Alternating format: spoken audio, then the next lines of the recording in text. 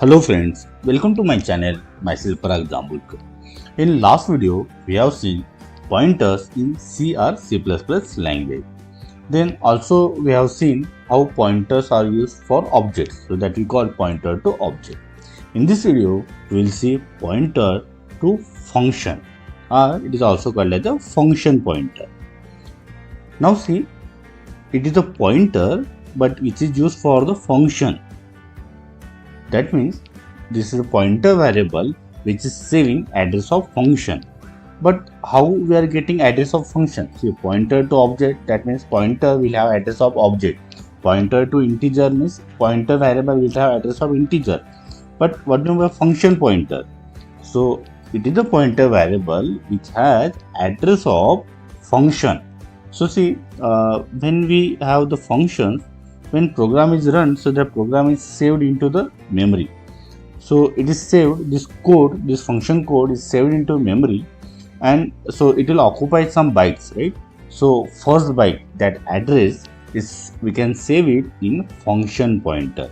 So that pointer will have address of the statement of this function, first statement of that function. So see, in this example, we have two functions. One is add, and we have another function sub, and also we have main function. Now see, so normally how we access those functions, here I have written. So here I am calling add function, and that addition I am saving in sub function, and that difference or subtraction I am saving in this diff. Now see how function pointers are declared. So this is the syntax for the function pointer. So see how it is defined. This is the return type. Then as it is a pointer, so we have to use this asterisk symbol while declaring. So fptr is a pointer variable, and by this asterisk, that means it is a pointer variable. Now see, one thing is different, that is here we are enclosing it in a round bracket. So for function pointer, it is important, it is compulsory to put it in round bracket. Why it is important? See, if I remove this, so what it will be considered? It will be considered as this is the function which is returning integer pointer, right? If I write like this, so it will be considered as fptr is a function, and this is a return type. What is return type? Pointer to integer. But we don't want that. What we want? We want to declare one function pointer, and that's why we have to mention it in round bracket. So see, this is a syntax. This is the return type. This is the name of the pointer.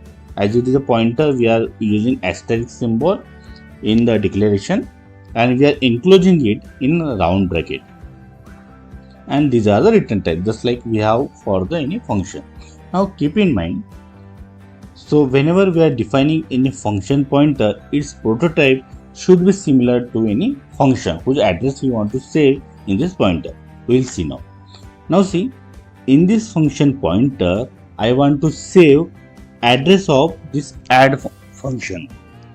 Now see, this is the add function, and I am saving address of add function into this function pointer, right?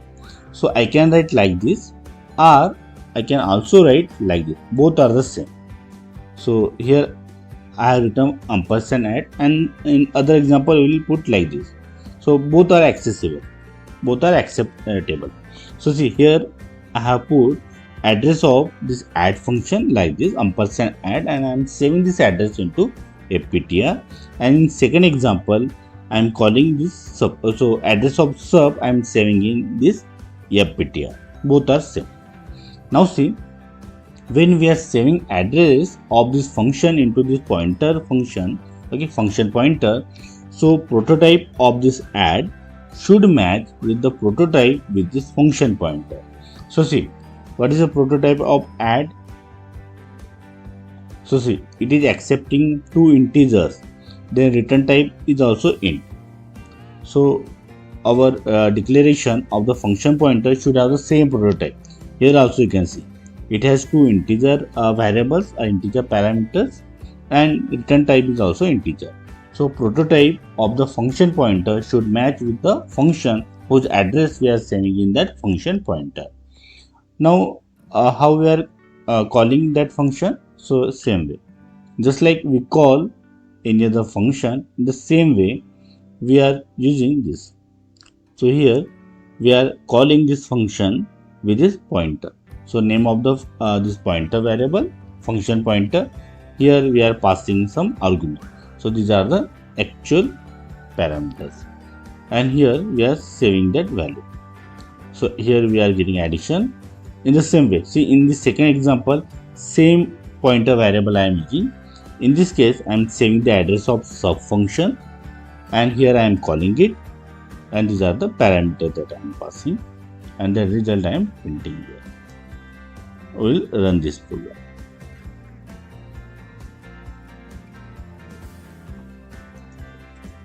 So got compiled, and here we got the output. So see, normally here add function I called output, sub function I called, I got the output, and here this output I got through the function pointer. So see, by function pointer I have called add, and by using this function pointer I have called sub. So in this way we can use this function pointer. Now see, at runtime I am changing the address of the function which is saved in this pointer.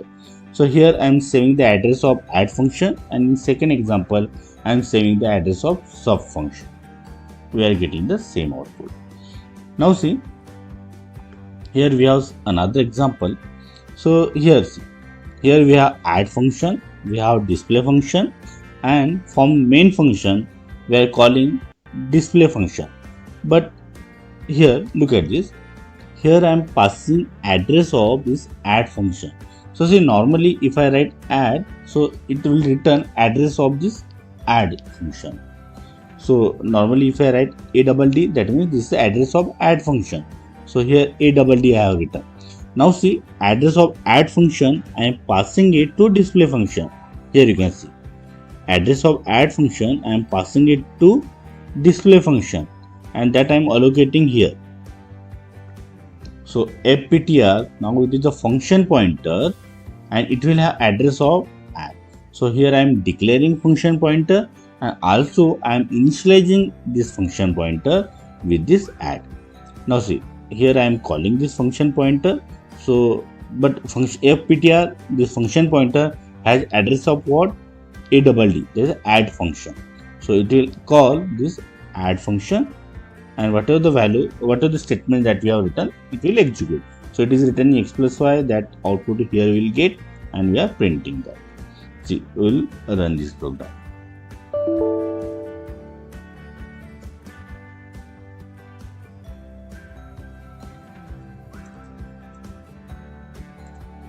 So that output we got. Now we'll see some other example. Now see, this example only, but I have written in some other way. So here in main function only, I have defined one function pointer. In this function pointer, I have put address of this add function. Now I am calling this display function, but here I am putting fptr1 this. So see, in previous example what I have done, directly I have written ADD. Anyhow, this stands for address of this add function. Here what I have done, here I have written, here I have defined function pointer, I have put address of add, and this function pointer here I am putting as a actual parameter. It will call this display function, and this address will get passed. Here I am allocating it. So see, here I am declaring one function pointer, but I have put different name, right? So it is fptr2, it is fptr1.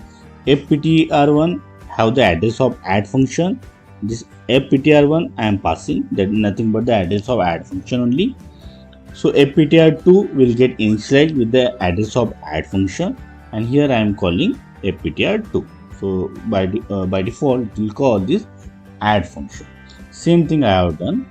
Here directly I have written the name of this add function, and here what I have done, I have defined one function pointer. In that function pointer I have saved address of this function, and I am passing it as an argument. Okay, so this is the actual parameter and this is the formal parameter.